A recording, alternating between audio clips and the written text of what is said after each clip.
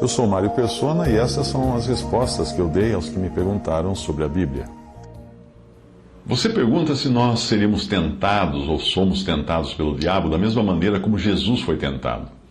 Bem, existe uma diferença entre a tentação de Jesus, que seria melhor traduzida por teste ou prova, e a tentação pela qual nós passamos. Repare que o episódio todo começa não por iniciativa de Satanás, mas do Espírito Santo, que é quem leva Jesus ao deserto para ser testado pelo diabo.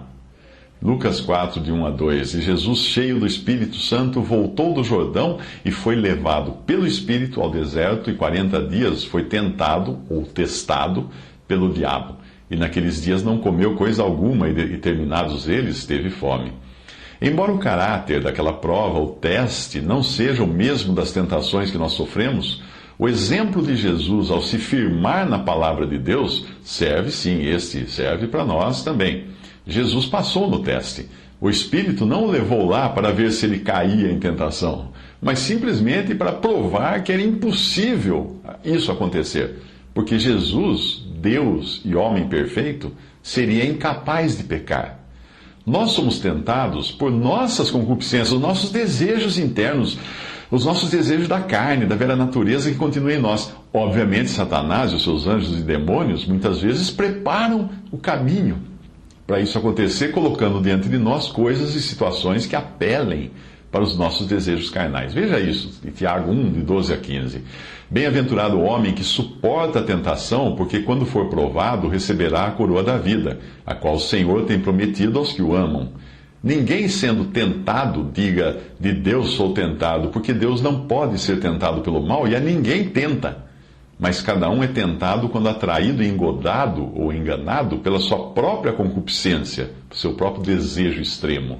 Depois, havendo a concupiscência concebido, dá à luz o pecado, e o pecado sendo consumado gera a morte. Mas veja que as tentações nem sempre são de caráter sexual, como nós muitas vezes pensamos quando nós falamos de carne, falamos de pecado. A primeira coisa que vem à cabeça é assim, tentação sexual. Nem sempre. Quando você vê alguns programas de pregadores da prosperidade na TV, você percebe que o que eles estão fazendo é estimular, eles estão fazendo o papel do diabo. Sim, não se espante de eu dizer isso. Eles estão fazendo o papel do diabo porque eles estimulam os seus seguidores a caírem na tentação da cobiça, na tentação da avareza, na tentação do amor ao dinheiro, às riquezas. Essas pregações de prosperidade nada mais são do que shows de tentação, para despertar nas pessoas a cobiça por maiores riquezas e maior poder. 1 Timóteo 6, 9. Mas os que querem ser ricos caem em tentação, e em laço, e em muitas concupiscências loucas e nocivas que submergem os homens na perdição e ruína. O que pregam nas igrejas da prosperidade? Que você tem que ser rico.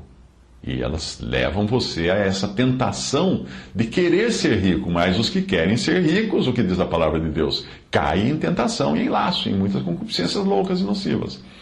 Quando nós lemos o que aconteceu aos israelitas no deserto, nós vemos que uma tentação pode ser por coisas absolutamente lícitas e comuns em nossa vida. Repare que o que a palavra de Deus chama de idolatria, nesta passagem agora, a seguir, nada mais era do que comer, beber e se divertir. E realmente essas coisas são idolatria, quando elas se tornam a razão principal do nosso viver. 1 Coríntios 10, 7. Não vos façais, pois, idólatras, como alguns deles, conforme está escrito, o povo assentou-se a comer e a beber e levantou-se para folgar. Um crente cai em tentação quando ele quer cair, porque ele está perfeitamente capacitado pelo Espírito Santo que habita nele para fugir da tentação. Porém, a vontade da carne é poderosa, e quando nós damos ouvidos a ela e deixamos de nos dedicar à comunhão com Deus, à oração, nós acabamos caindo. Portanto, antes de tentarmos culpar Satanás pelas tentações, como desculpa para o fato de termos sucumbido a elas, é bom ter em mente o versículo a seguir, 1 Coríntios 10, versículo 13. Não veio sobre vós tentação, senão humana. Mas fiel é Deus, que não vos deixará tentar acima do que podeis, antes com a tentação dará também o escape para que possais suportar. Depois de publicada esta resposta no meu site, respondi.com.br, alguém escreveu como ficaria então a passagem de Hebreus, que afirma que Jesus foi tentado como nós somos tentados. Bem, a passagem é Hebreus 4,15, que diz: porque não temos um sumo sacerdote que não possa compadecer-se das nossas fraquezas, porém um que, como nós, em tudo foi tentado, mas sem pecado. Tanto em Lucas como em Hebreus, a palavra grega é peirazo, que significa testar, como fazer um exame na escola. Portanto, não dá aí para você comparar só pensando no significado do grego, mas sim no contexto. A diferença grande, a enorme diferença, está justamente no final do versículo de Hebreus, que impõe a distinção que existiu entre a tentação de Cristo e a tentação que nós sofremos. A palavra mas, porém, ou exceto, faz toda a diferença. Veja as diferentes traduções. Almeida Corrigida Fiel. Porque não temos um sumo sacerdote que não possa compadecer-se das nossas fraquezas, porém um que, como nós, em tudo foi tentado, mas sem pecado. Agora a edição Ave Maria, a edição da Bíblia Católica Ave Maria. Ao contrário, um que passou pelas mesmas provações que nós, com exceção do pecado. Agora a tradução de John Nelson Darby, uma tradução livre, mas aquele que foi tentado em todas as coisas, de maneira semelhante, à parte o pecado. À parte o pecado. Uma outra tradução, que é uma tradução literal, também diz à parte o pecado. E uma outra tradução diz assim: pois ele mesmo foi provado como nós em todas as coisas, menos no pecado. Interessante. Isso esclarece a tentação que ele sofreu no deserto, isto é, uma tentação com exceção do pecado. Não é sem pecar, como diz a Bíblia na linguagem de hoje, por sinal a pior tradução que pode existir da Bíblia. Não é sem pecar, ou não é sem ter cometido pecado, como dizem algumas traduções, porque ali o sentido é sem ter em si o pecado.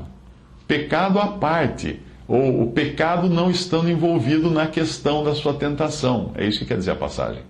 Jesus sabia o que era passar por provações e privações, além de tentações, mas nenhuma resposta havia dentro do seu ser santo e puro e imaculado. Não tinha nenhuma resposta para o pecado, não tinha o eco que nós temos. Ele era tentado de fora para dentro, mas nós somos tentados de fora para dentro e de dentro para fora. Existe uma resposta do nosso coração, da nossa carne, quando nós somos tentados.